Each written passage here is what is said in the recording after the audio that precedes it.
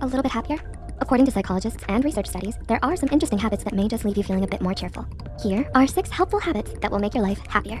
Number 1, read stories of wonder. Do you love to snuggle up with a good book and a cup of cocoa? While chocolate tends to make a lot of people happy, that story of wonderment you're reading may just make you happier. According to a 2012 research study published in the journal Psychological Science, awe can be elicited from reading a story, even a short one. Researchers Melanie Rudd, Kathleen DeVos, and Jennifer Aker explain in their research article that awe offset the feeling that time is limited. And this increase in perceived time availability heightened willingness to volunteer time. And it accentuated preferences for experiential goods and lifted satisfaction with life. They further explained that their studies also demonstrated that awe can be elicited by reliving a memory, reading a brief story, or even watching a 60-second commercial. So, that inspiring book you're reading, or that adventurous play that has you hooked? Keep reading. Your life may just be a bit happier with an awe-inspiring book, and it keeps you present and in the moment. As the study states, experiences of awe bring people into the present moment, and being in the present moment underlies awe's capacity to adjust time perception, influence decisions, and make life feel more satisfying than it would otherwise. Sounds good to me. Number 2, drink a healthy amount of coffee. Who doesn't love a good old cup of joe? I know I do. Many studies have found a link between how much coffee you drink and a lowered risk of depression and suicide. In a large 2011 longitudinal study, researchers found that depression risk decreases with increasing caffeinated coffee consumption. They mentioned further research is needed to confirm their findings, but a good cup of coffee every now and then won't hurt your mood and alertness. Just make sure not to go overboard. Too much caffeine can be dangerous, folks, but just the right amount?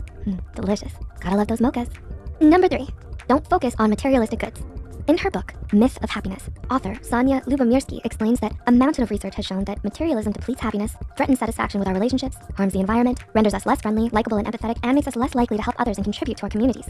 While a new pair of shoes here and there won't hurt you too much, if obtaining these types of possessions are all that's on your mind, it could cost you a bit of overall happiness. It's best not to put the weight of our happiness only on obtaining these luxury goods. Make it a habit to instead look towards your values, socialization, self-fulfilling goals, and experiences as another way to get that euphoric feeling. Basically, do what makes you happy. The things without that expensive price tag attached to it. Number 4, make it a habit to be around happy people.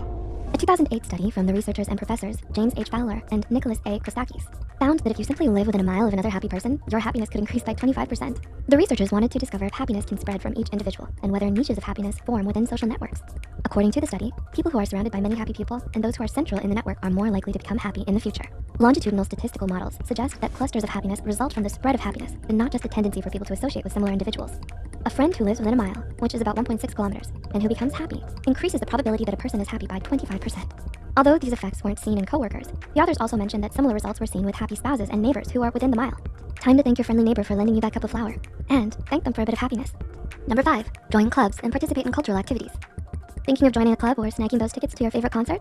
One research study found that those participating in more cultural activities in clubs reported decreased levels of anxiety, depression, and an increase in one's general satisfaction with life. The 2011 study examined data on cultural activities, perceived health, and overall satisfaction with life on over 50,000 adult participants from Norway. According to their research, their results support hypotheses on the effect of cultural activities in health promotion and healthcare. Time to join the art club. Number 6, keep a journal of your feelings. It has long been believed that journaling can have a positive effect on one's mental health. Writing down your feelings each day is a great habit to adopt.